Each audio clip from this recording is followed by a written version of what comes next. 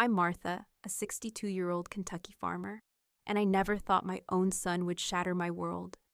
When I discovered he and his wife stole $200,000 from my farm, Honey Haven, I confronted them, heart pounding in my barn. But then my daughter-in-law, Vanessa, sneered, called me a crazy old lady, and dialed 911, claiming I was unhinged.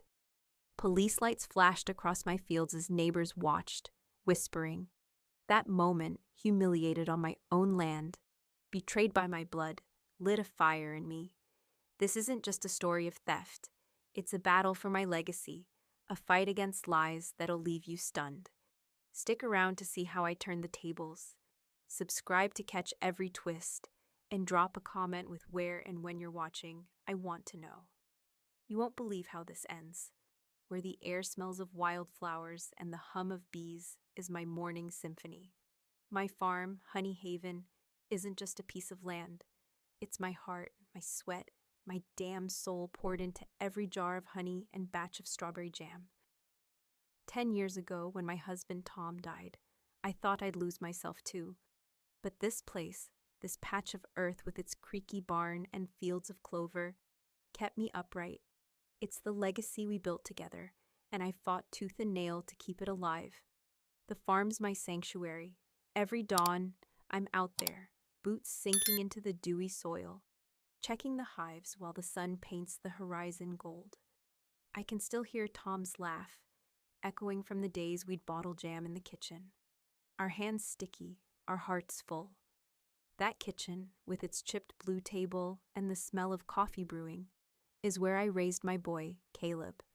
He's 34 now, tall and lanky, with brown hair that's always a mess, like he just rolled out of bed.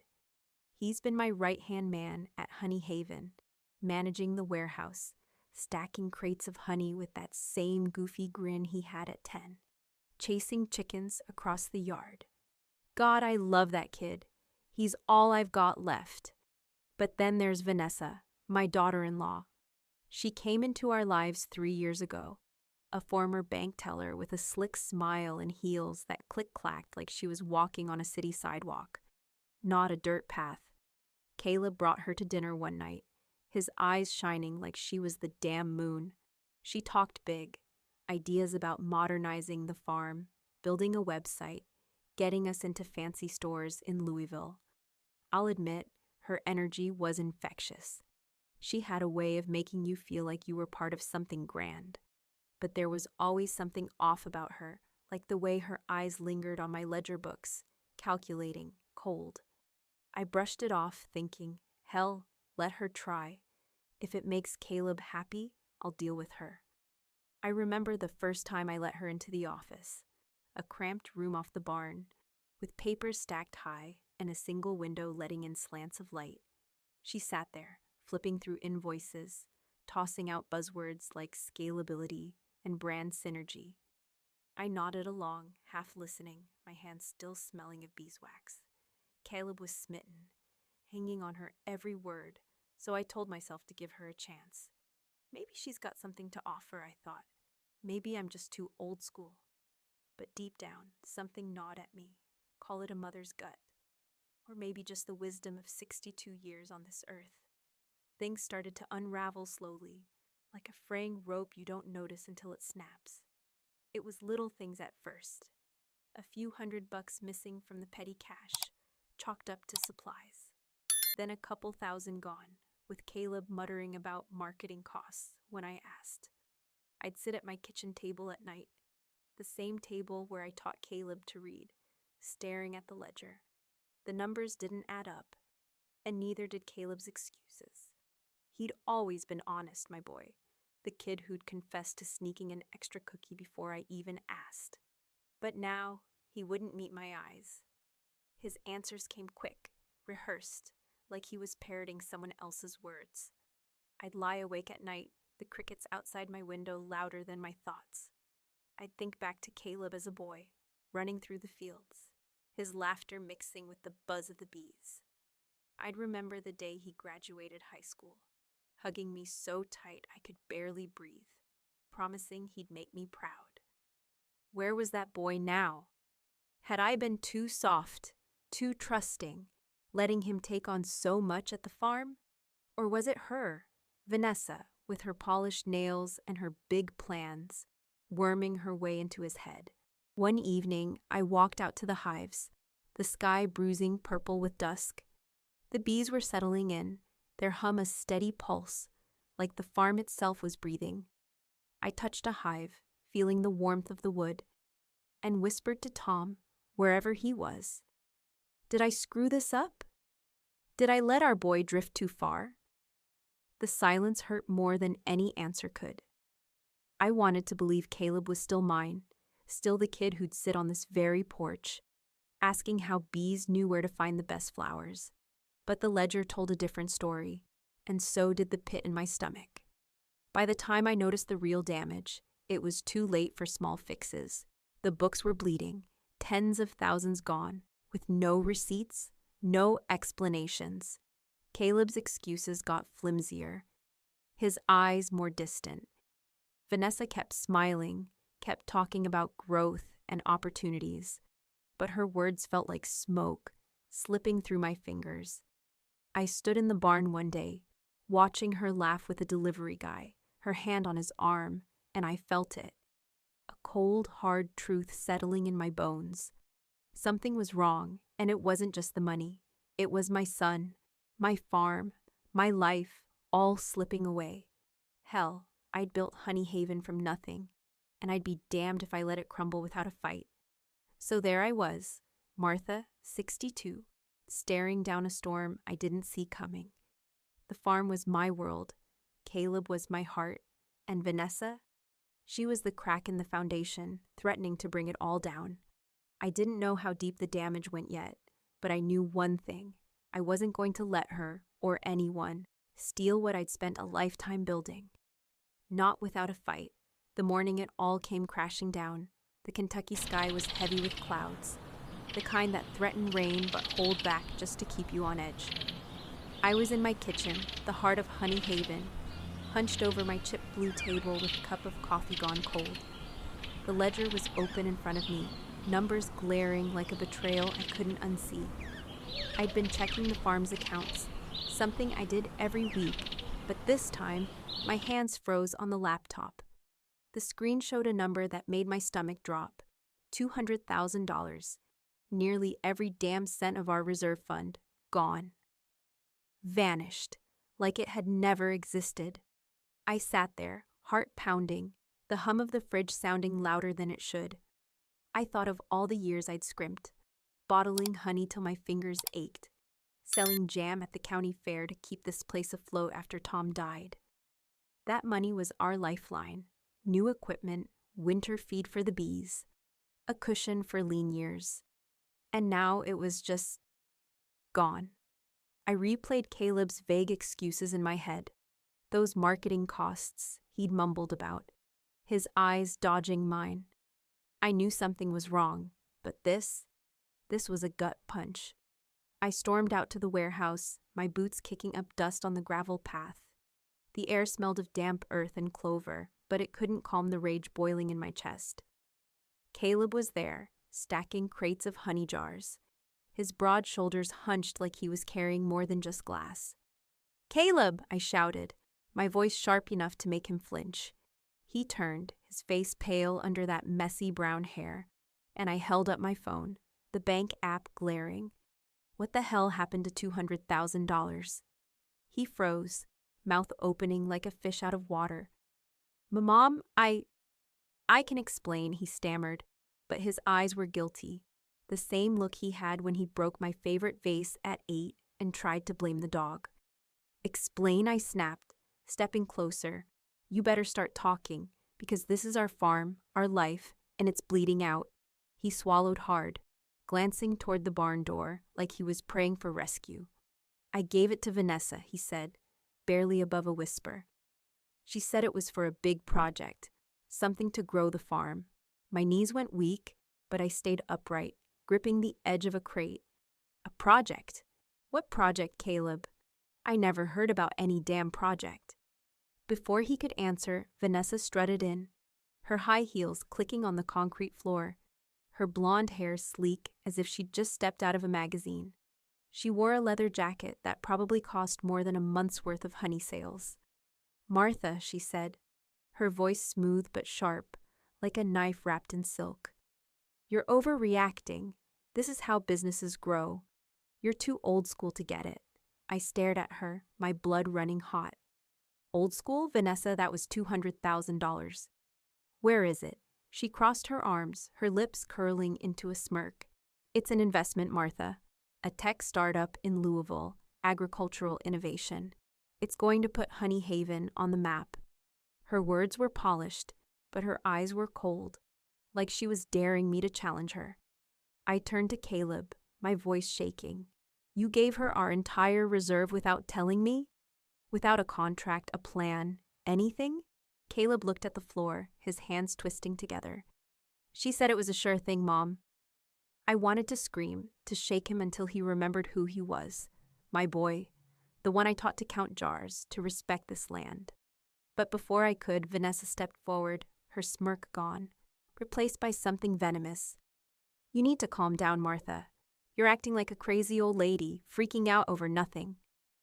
"Crazy," I spat, my voice rising. "You stole our future and you call me crazy? I want that money back, Vanessa, now." Her eyes narrowed and she pulled out her phone, her fingers flying over the screen. "You're threatening me," she said, her voice suddenly trembling, fake as hell. "I'm scared, Martha. You're unhinged."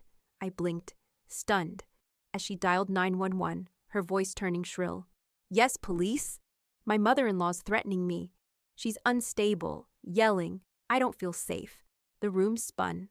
I looked at Caleb, waiting for him to say something, to defend me. But he just stood there, eyes wide, like a deer caught in headlights. Within minutes, a patrol car pulled up, red and blue lights flashing across the barn. 2 officers stepped out, a young woman with a tight bun and an older man with a tired face. I explained, my voice cracking, showing them the bank records on my phone. "She took $200,000, I said, pointing at Vanessa, who was now crying crocodile tears. "I'm just asking for it back."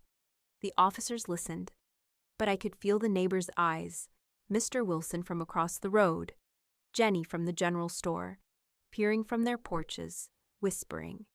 The young officer, Officer Hayes, looked at Vanessa. "Ma'am, is there any truth to this?" Vanessa sniffled, clutching Caleb's arm. "She's always been paranoid, officer. She doesn't trust me because I'm trying to modernize the business." I wanted to scream, "Liar," but I held it together, barely. The officers found no proof of threats, so they left, but not before warning us to keep the peace. I stood in the warehouse, the silence heavy, my chest tight with betrayal. Caleb wouldn't look at me, and Vanessa's smug smile was back, like she'd won some sick game. I thought of Tom, how he'd trusted Caleb to carry on the farm. Had I failed him? Had I failed my boy? All I knew was that the ground beneath me was crumbling, and the woman in front of me was holding the shovel. Damn it, I wasn't crazy.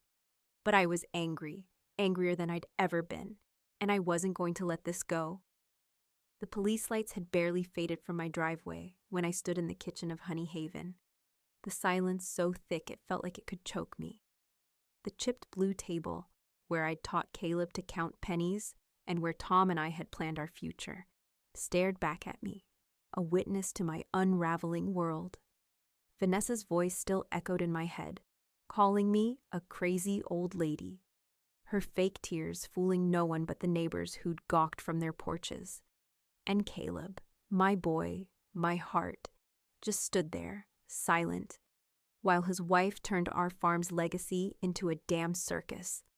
I was 62, too old for this shit, but too stubborn to let it break me. I poured another cup of coffee, the steam curling like my anger, and sat down, my hands shaking. The ledger was still open, the $200,000 hole glaring like a wound. I thought of Tom, his calloused hands stacking honey jars, his voice promising we'd pass this farm to Caleb someday. Had I let him down? Had I let Vanessa, with her slick words and sharper lies, Steal everything we'd built? No. Hell no. I slammed the mug down, coffee sloshing over the rim. Motherfucker, I muttered, the words slipping out raw and real. Nobody was going to take Honey Haven from me. I grabbed my phone and dialed Henry Grayson, the lawyer who'd helped Tom and me incorporate the farm years ago.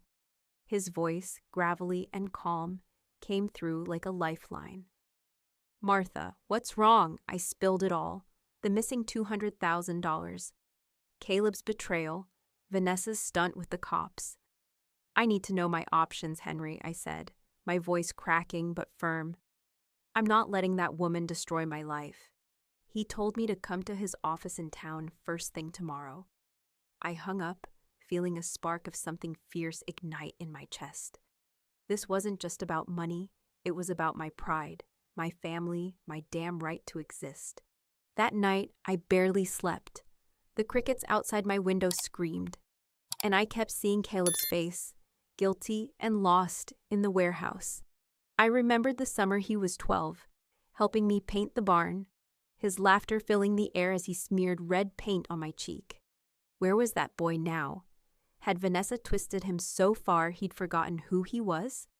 I got up at 3 a.m., the moonlight spilling across the kitchen floor, and rummaged through the old file cabinet in the corner. My fingers brushed over faded papers, tax returns, seed orders, until I found it. A loan agreement, signed by Caleb 3 years ago when I'd given him $200,000 from the farm's profits to expand the warehouse. The terms were clear, repayable with interest, secured by the farm's assets. If used improperly, he'd owe it all back. I clutched that paper like a weapon, my heart pounding.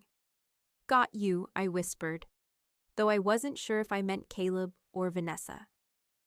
The next morning, I drove to Henry's office, a small brick building in the heart of our Kentucky town, the kind of place where everyone knows your name and your business. The air smelled of fresh-cut grass and gasoline from the nearby feed store. Henry, with his silver hair and wire-rimmed glasses, greeted me with a handshake that felt like an anchor. I sat across from him, the loan agreement trembling in my hands, and laid out the whole mess. Caleb gave the money to Vanessa, I said, my voice thick with betrayal. She called me crazy, Henry. Called the cops on me in my own damn farm. Henry leaned back, studying the agreement. Martha, this is a legally binding contract. If Caleb misused the funds, you've got a case for breach of contract and conversion. We can sue to recover the money. His words hit like a gust of fresh air, clearing the fog of despair. But then he added, "This'll be tough, Martha. Suing your son won't be easy." I swallowed hard, picturing Caleb's face, but I nodded. I know, but I can't let her win. Henry suggested hiring an investigator to dig into Vanessa's project. I agreed, and he called Sarah Tate, a private investigator with a reputation for sniffing out lies. Sarah was younger than I expected, maybe 40, with sharp eyes and a no-nonsense ponytail. She met us at Henry's office that afternoon, her boots scuffing the hardwood floor. "Martha," she said, shaking my hand, "I'll find out what Vanessa's hiding. People like her always leave a trail." I felt a surge of hope mixed with dread. What would we find? Would it break Caleb even more? As I drove back to the farm, the Kentucky hills rolling past, I felt the weight of what I was doing. I was going to war, not just with Vanessa, but with my own son. The fields of wildflowers, usually my comfort, looked stark under the gray sky. I thought of Tom, how he'd trusted me to protect Honey Haven. "I'm doing this for us," I whispered, as if he could hear me. I wasn't just fighting for money. I was fighting for the life I'd built, for the truth, for the boy I'd raised. Vanessa thought she could paint me as the villain, call me crazy, and walk away with my farm's future. She was about to learn that this crazy old lady didn't back down. I gripped the steering wheel, my knuckles white, and swore to myself, "I'll be damned if I let you destroy me." The days after I decided to fight for Honey Haven felt like walking through a Kentucky thunderstorm. Dark, relentless, and ready to drown me. I'd wake up each morning to the familiar hum of bees outside my window, their steady buzz a reminder of the life I'd built. But now, that life was under siege. Vanessa wasn't just content with stealing $200,000. She was hell-bent on tearing down my name, my farm, my everything. I was 62, too damn old for this war, but too stubborn to let her win. It started with whispers. I'd walk into Jenny's general store, where I'd sold honey for years, and heads would turn. Old Mrs. Wilson, who used to buy a dozen jars every Christmas, avoided my eyes, muttering to her daughter about that trouble at the farm. Vanessa had been busy, spreading lies faster than wildfire through our small Kentucky town. She told anyone who'd listen that I was losing it, a crazy old woman jealous of her son's happy marriage, trying to sabotage their dreams. I overheard it at the diner, where I'd gone for coffee, hoping for a moment's peace. Martha's always been controlling, a regular said, loud enough for me to hear. She can't stand Caleb's wife running things. My coffee tasted like ash. These people had known me for decades, shared my grief when Tom died, celebrated when Honey Haven won Best Jam at the county fair. Now they looked at me like I was the villain. The farm felt the hit too. Orders dropped off, my phone stopped ringing, and the website Vanessa had insisted on building sat dormant, no clicks, no sales. I'd stand in the fields at dusk, the wildflowers glowing under the fading sun, and feel the weight of it all. This wasn't just about money, it was my legacy, my proof that I'd kept going after Tom. And now, because of Vanessa's lies, it was slipping away. I'd clench my fists, the dirt under my nails grounding me, and mutter, "Fuck this, I'm not done yet." Caleb made it worse. One evening, he showed up at my porch, his pickup truck rattling in the driveway. The air was thick with the scent of clover and coming rain. He looked like a ghost of himself. Dark circles under his eyes, shoulders slumped like he was carrying the world. "Mom," he said, his voice low, "please drop the lawsuit. Vanessa didn't mean to hurt anyone. She says it was a misunderstanding and will pay you back slowly." I stared at him, my boy, the one who'd once run through these fields, promising to make me proud. Now he was pleading for the woman who'd stolen our future. "A misunderstanding?" I snapped, my voice sharp enough to cut. "Caleb, she took $200,000. You think that's a damn accident?" He flinched, looking at the ground. "She says the project's legit, Mom. It'll pay off." I wanted to shake him, to scream, "Wake up!" But his eyes, so like Tom's, held me back. Instead, I said, "Caleb, I love you, but I can't let this go. That money was our farm, our life." He left without another word, his truck's taillights fading into the dusk. I stood there, the night closing in, feeling like I'd lost him all over again. I remembered the day he was born, his tiny hand gripping my finger. How had we come to this? Then Sarah, the investigator, called with the first real lead. I met her at a coffee shop in town, a dingy place with chipped mugs and the smell of burnt toast. She slid a folder across the table, her ponytail swinging as she leaned in. "Martha, Vanessa's tech startup in Louisville? It's fishy as hell," she said. She used the $200,000 to buy shares in a company called Agritech Solutions. But there's no office, no employees, just a flashy website and a P.O. box. My heart sank, but my anger flared. Sarah kept going. Worse, Vanessa was fired from her bank job 5 years ago for siphoning funds from client accounts. She's got a history. I gripped the folder, my knuckles white. Vanessa wasn't just reckless. She was a predator. Driving home, the Kentucky hills blurred past, their green slopes mocking my turmoil. I thought of Tom, how he'd sit on our porch, sipping bourbon, saying, "Martha, you're tougher than anyone I know." Was I? The town's whispers, Caleb's pleas, Vanessa's lies, they were like weights dragging me down. I pulled over by a field, the wildflowers swaying in the wind, and let myself cry.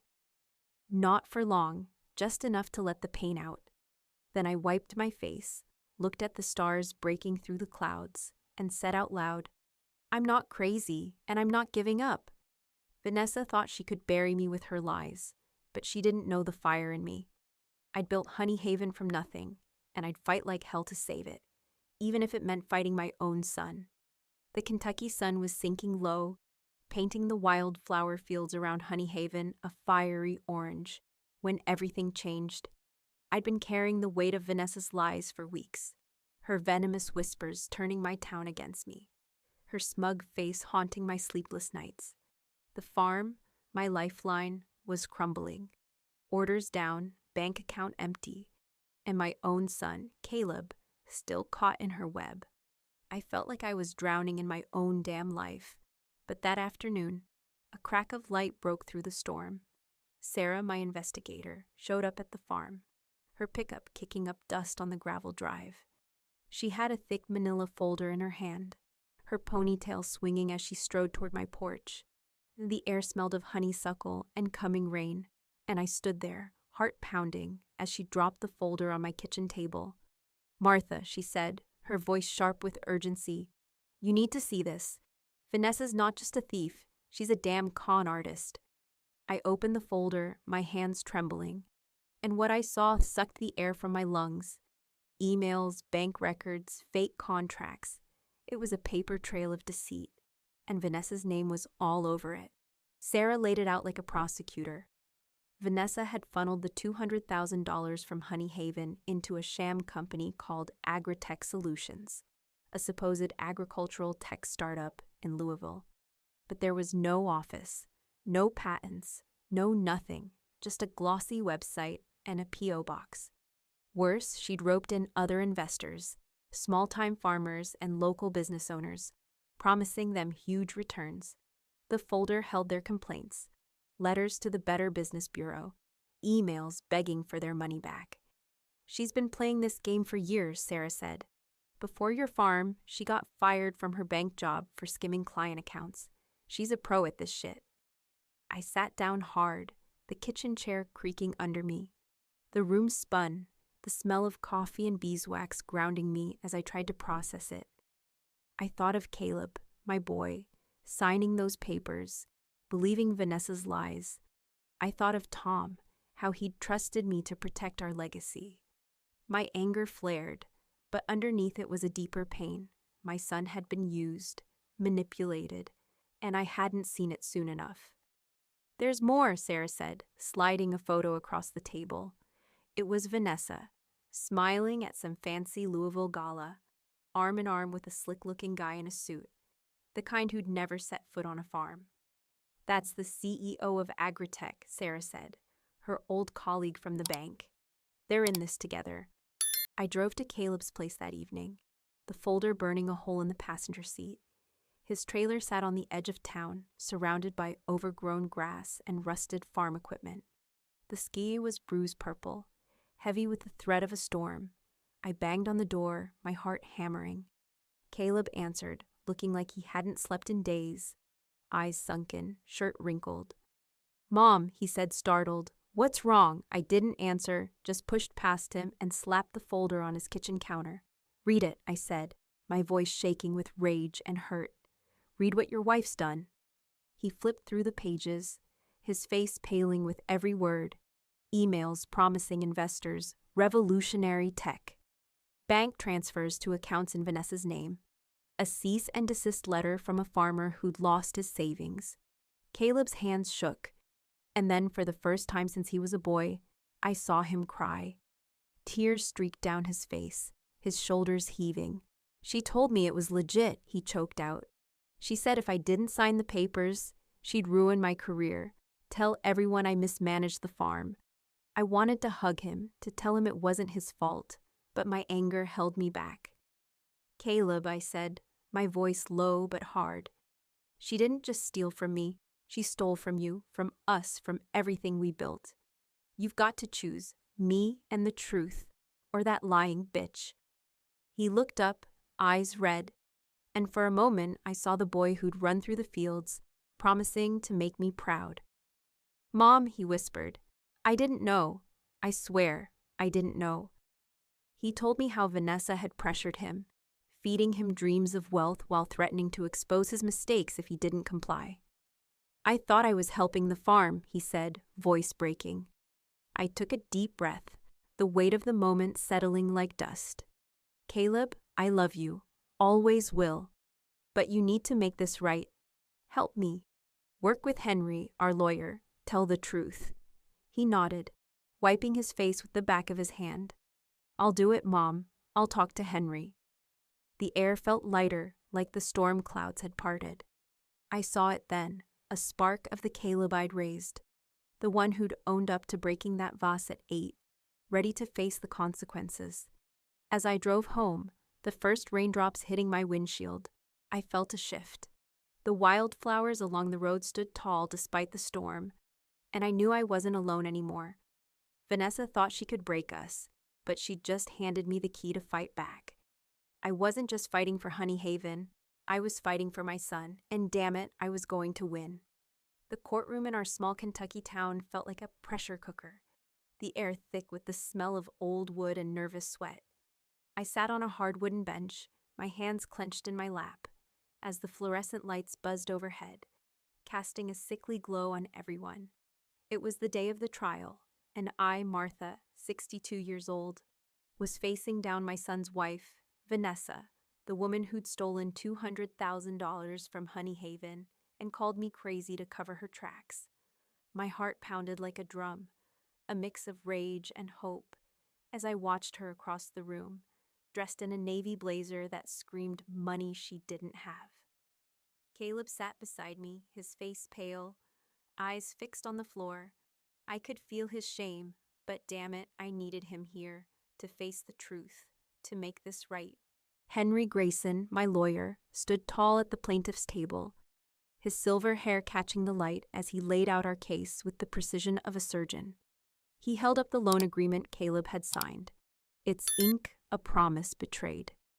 "Your Honor," Henry said, his voice steady, "Vanessa Mitchell misappropriated $200,000 from Honey Haven, a family business, under the guise of an investment in a fraudulent tech startup, Agritech Solutions." He presented Sarah's folder, emails, fake contracts, bank records showing the money funneled to Vanessa's accounts. My chest tightened as he described how she'd conned other farmers, small-town folks like us, promising riches while leaving them broke. I glanced at Caleb, his hands trembling, and I wanted to scream, "How could you let her do this?" But I held it in, my nails digging into my palms. Vanessa's lawyer, a slick woman named Miss Carver, tried to spin a sob story. "My client was misled," she said, her voice dripping with fake sympathy. Mrs. Mitchell believed Agritech was legitimate. She's a young woman trying to help her family's farm, unfairly targeted by a vindictive mother-in-law. Vanessa played along, dabbing her eyes with a tissue, but I saw the flicker of her smirk, that same cold glint I'd seen in my barn. It made my blood boil. "You lying bitch," I thought, my heart racing. She thought she could charm her way out, just like she'd charmed Caleb into signing away our future. Then Caleb took the stand. My boy, the one who'd once chased fireflies in our fields, looked small under the courtroom's harsh lights. His voice shook as he admitted how Vanessa had pressured him, fed him lies about Agritech's potential, and threatened to ruin his reputation if he didn't comply. "I trusted her," he said, his eyes meeting mine for a fleeting moment, full of regret. "I thought I was helping the farm." The room went quiet, the weight of his words hanging heavy. I wanted to hug him, to tell him I still loved him, but the pain of his betrayal cut deep, like a knife twisting in my chest. Henry called other witnesses, farmers who'd lost thousands to Vanessa's scam, their weathered faces mirroring my own exhaustion. One, a grizzled man named Ed, told the judge how Vanessa had promised his investment would revolutionize farming, only to disappear with his savings. The evidence piled up like a bonfire, and I saw Vanessa's composure crack, her hands fidgeting, her eyes darting to the exit. Ms. Carver tried to argue the loan was a family matter, not legally binding, but Judge Clara Thornton, a no-nonsense woman with steel gray hair, wasn't having it. Ms. Mitchell, she said, her voice like gravel, do you deny signing this agreement? Vanessa stammered, no, but I thought. Clara cut her off. You thought you could defraud a family business and walk away? Sit down. The judge's gavel fell like thunder. I find in favor of the plaintiff, she declared. Vanessa Mitchell, you are ordered to repay $200,000 plus interest to Martha Thompson within 60 days. Failure to comply will result in asset seizure and wage garnishment. My breath caught, relief flooding me like rain on parched soil. Clara wasn't done. This case reeks of deliberate fraud. I'm referring it to the district attorney for criminal investigation. Vanessa's face went white, her fake tears forgotten. As deputies escorted her out, pending further charges, she shot me a look of pure venom. I met her gaze, unflinching. You're done, I thought. Henry later told me we'd recovered $150,000 from Vanessa's seized assets. Bank accounts, a fancy car, and some jewelry. Not the full amount, but enough to keep Honey Haven breathing. I walked out of the courthouse, the Kentucky air cool against my face, the hills rolling green in the distance. Caleb followed, his steps heavy. Mom, he said, his voice breaking. I'm sorry, I looked at him. My boy, broken, but still mine. You made it right today, I said, my voice softer than I felt. That's a start. The victory was mine, but it tasted bittersweet. Justice served, yet my heart ached for the son who had stood against me for so long. I drove home, the wildflowers along the road standing tall, and swore I'd rebuild, no matter the cost. The spring after the trial, I stood on the porch of Honey Haven, my boots dusted with Kentucky dirt, watching the wildflower fields burst into color under a sky so blue it hurt to look at. The air carried the sweet hum of bees and the sharp tang of clover, and for the first time in months, I felt like I could breathe. I was 62, battle-scarred from a war I never wanted, but damn it, I was still standing. The courtroom victory had given me back $150,000 of the $200,000 Vanessa stole, and with it, a chance to rebuild the farm that was my heart, my soul, my proof that life could rise from ashes. I poured every cent of that money into Honey Haven. Like blood into a wounded body, I bought new hives, installed a drip irrigation system, and hired 2 local kids, Jenny's nephew and a quiet girl from church, to help with bottling. The farm came alive again, jars of golden honey lining the shelves, orders trickling in from stores as far as Lexington. I'd wake at dawn, my hands sticky with beeswax, and work till the stars speckled the Kentucky sky. Each jar felt like a middle finger to Vanessa, who'd tried to bury me with her lies. She thought she could break me, calling me crazy, dragging my name through the mud. Hell, she didn't know who she was messing with. Caleb was gone, but not lost. He'd moved to Lexington, working for a co-op that supplied organic produce to city markets. Every month, a check arrived. Small, sometimes just $50, but steady. A promise he was trying to keep. With each one came a letter, his messy handwriting filling the page with stories of his new life. Long hours, honest work, a tiny apartment with a view of the river. Mom, he wrote once, I'm learning to live without lies. I'm sorry it took so long. I'd read those words at my kitchen table, the same table where he'd learned to tie his shoes, and cry, not from pain, but from a fragile kind of hope. My boy was finding his way back, step by slow step. I wasn't alone anymore. I joined a group of women entrepreneurs in Kentucky, meeting every Tuesday in a community center that smelled of coffee and old books. They were farmers, bakers, shop owners, women like me with calloused hands and stories of their own. I told them mine, voice shaking as I described Vanessa's betrayal, the courtroom, Caleb's tears. They listened, nodding, some sharing their own tales of being stabbed in the back by those they trusted most. You're a damn force, Martha, said Clara, a woman who ran a cider mill. You didn't just survive, you fought. Their words were like sunlight on my soul, warming places I thought had gone cold. Vanessa? She was a ghost now, out on bail and pulling her scams somewhere else, according to whispers from town. I didn't care. I'd installed cameras around the farm, changed the locks, and made it clear to anyone who asked. Honeyhaven was mine, and I wasn't afraid. One evening, as I sat on the porch, a mug of coffee warming my hands, I got a call from Sarah, my investigator. "Martha, Vanessa's been linked to another fraud in Tennessee," she said. "The feds are closing in." I thanked her, hung up, and stared at the horizon, where the hills met the sky. Justice was catching up to her, but it wasn't my fight anymore. I'd already won. I thought of Tom, how he'd sit right here, his laughter mixing with the buzz of the bees. I thought of Caleb, a boy who'd once promised to make me proud, now a man trying to keep that promise. The pain of his betrayal lingered, a bruise that might never fade, but it didn't define me. I'd faced Vanessa's lies, the town's whispers, the ache of fighting my own son, and I'd come out stronger. The wildflowers out there, swaying in the breeze, were like me, rooted deep, blooming fierce, even after the harshest storms. My value isn't in how others treat me, whether it's a daughter-in-law's venom or a town's doubt. It's in how I rise, how I fight, how I rebuild from ashes. I lost a piece of my heart in this mess, but I found something bigger, a fire that no one can snuff out.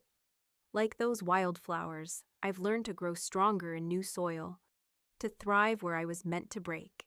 So tell me, you out there listening to my story, what would you do if your own family turned on you? How would you fight for what's yours? Share it with me, because I know I'm not the only one who's faced a storm and come out shining. So, there you have it. My story, raw and real, from the dirt of Honeyhaven to the courtroom and back again.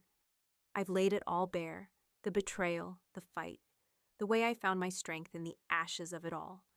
Now I want to hear from you. What would you do if someone you loved turned your world upside down? Have you ever had to fight for what's yours, even when it hurt like hell? Drop your thoughts below, wherever you're listening from. Whether it's a big city or a small town like mine in Kentucky, your stories matter, and I'm all ears. Thank you for sticking with me through this roller coaster, for hearing me out. It means more than you know. I'll be back with more tales from the farm, so keep an eye out. We've got plenty more to share. Until then, keep fighting for what's yours.